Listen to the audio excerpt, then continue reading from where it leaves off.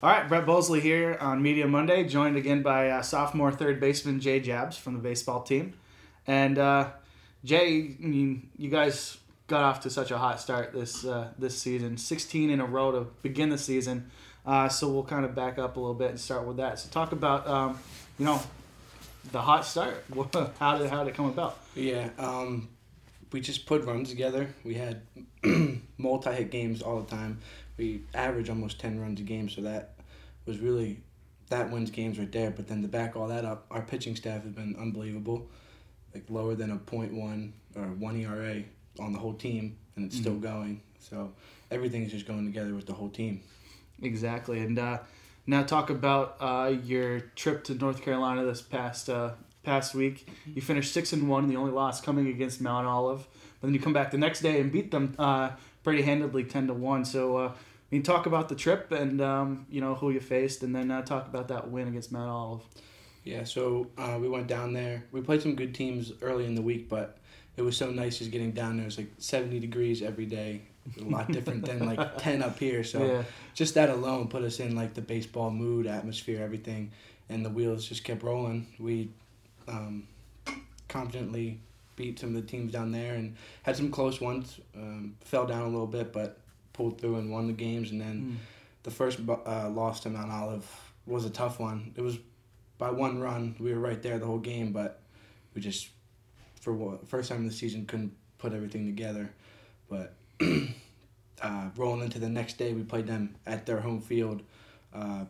We really wanted that game. We had some mixed feelings about the day before, giving us our first loss. We went in there, and our pitching staff was phenomenal, and we hit the ball a lot better than we did the day before, and we ended up winning 10-1, and it felt very good.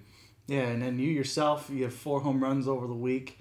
Kind of talk about your offense. You've been right at the top of the lineup, kind of right in the middle of all that run scoring and contribution. So, what are some adjustments that you made last year from your freshman year, kind of coming into this year and getting ready for that? Coming into this year, I changed my swing completely.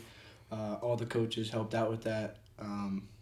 Just a whole new approach at the plate, working on everything and a good 2-strike approach. And after doing all that, practicing every day, getting a couple hundred swings a day of working on something new and practicing, it all started to come together. And when we don't really have breaks, so like when a hot streak comes, playing 2 games a day kind of helps it out because it's giving you a chance to just keep rolling through. So just going to keep practicing and keep doing it, and hopefully it keeps rolling.